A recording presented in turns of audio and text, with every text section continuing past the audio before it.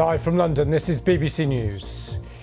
Breaking news, a Ukrainian drone strike on the central Russian region of Tatarstan kills at least 12 people. We'll be live in Moscow with our Russia editor. Western Europe experiences its hottest June and July on record. Scientists warn the heat and drought are increasingly reinforcing each other. More than 1 million people are evacuated from east and southeast China as Typhoon Dolphin brings heavy rain to the region. Prime Minister returns from holiday with a plan to tackle the cost of living, aiming to end so-called subscription traps. A domestic violence victim is confronted by her abuser at the door in a Travelodge hotel after he was given a key by staff. We have a special report on the changed security practices.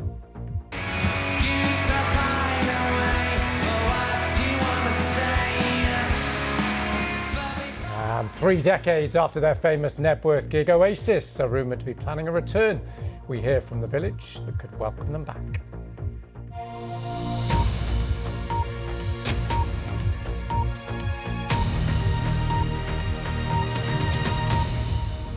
Hello, I'm Lewis Vaughan-Jones. Welcome to the programme. And as I mentioned, we're going to start with that breaking news. Russia being attacked. Ukraine has launched a massive drone strike on central Russia, killing at least 12 people, wounding dozens more. This is all according to Russian officials. Let's take a look at where this is happening. The attack targeted the city of Nizhnekamsk in Tatarstan, around 900 kilometres east of Moscow. Now, it's significant because it's home to one of Russia's most advanced oil refineries. Russian officials say civilian and industrial facilities were hit in the attack. Several other Russian regions have been targeted overnight by Ukrainian drones as well. In Ukraine, officials in Kyiv say 5 people have been killed in a Russian artillery attack there. Well, let's speak straight away to the chief analyst with BBC Monitoring, Vitaly Shevchenko. Hi, Vitaly. So just run us through what we know so far. Well, as far as Ukrainian drone strikes go, this is a major one. 3 things stand out. One is the unusually, extraordinarily high number of casualties. At the moment of speaking, it's at least 13 killed, reportedly, including a child, and 39 wounded. That is an unusually high number.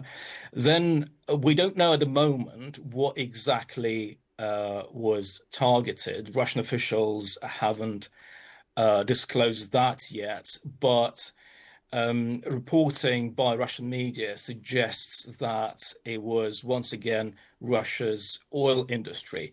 Nizhnekamsk hosts 2 major oil refineries and one really big petrochemical factory manufacturing plastics and artificial rubber.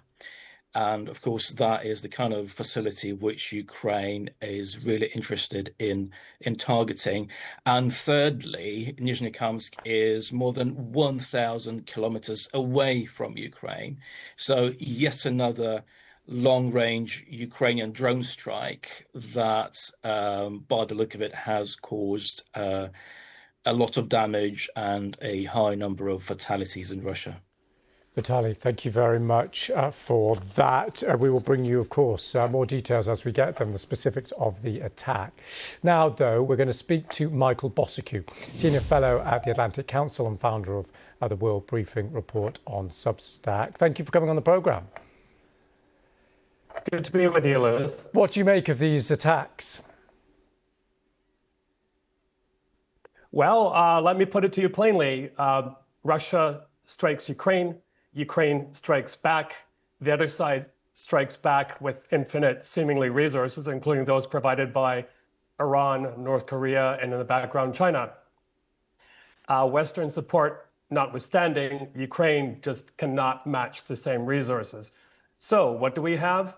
We have those horrible, horrible strikes on where I'm usually based in Odesa, the past 48 hours, which was probably the worst we've ever seen, plus those continuing attacks on Kyiv, Kharkiv, other regions.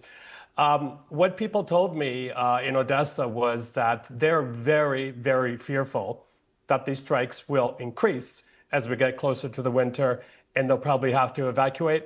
So this is eventually going to become Europe's problem again, and not even to mention what's happening on the Black Sea and the cutting off of grain exports from there too. Interesting. We will come back to those strikes in Odessa and Ukraine more broadly. But just one thought on the attacks by Ukrainian drones so far into Russia. What do you make of that as a strategy? What does it tell us about any developments? The fact that this is well beyond Moscow and a long way from Ukraine. Well, it's pretty amazing, is it not, that a country with limited resources can strike that far and with not millions and millions of dollars, which is why, for example, Taiwan, which is also under threat by a larger power, is looking at how the Ukrainians are utilizing drone technology. And there's more to come. There's more Ukrainian-made long-range weaponry in production. They already have the Flamingo being used.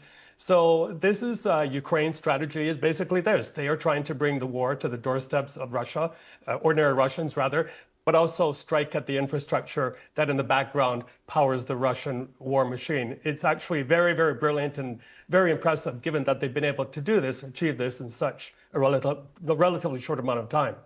And just finally then, Michael, and briefly, if you could just pick up on that thought of yours. You were saying that people will be forced to leave Odessa, and you said that will be Europe's problem come the winter, in your opinion. Why is that? Well, why is that? Is because last winter was horrible. People describe it as hell on earth when there's no water, no power, no heating. And they're already making these targeting strikes well in advance of winter. Infrastructure in Odessa was hit, cutting off water to millions of people. So Ukrainians know what to expect, and especially women and children. They're the ones that can leave. Most men cannot. They are now making plans. And quickly, these are including the movers and shakers of Odessa, people that I thought would never consider leaving this entrepreneurial center. They are now making plans not only for themselves, but their elderly loved ones as well. Michael Bociurkiw, always good to see you. Thank you very much for coming on the programme. And we will be speaking to our Russia editor, Steve Rosenberg, live from Moscow a little later. Now, though, climate records continue to be broken. The world's oceans outside the polar regions hit record high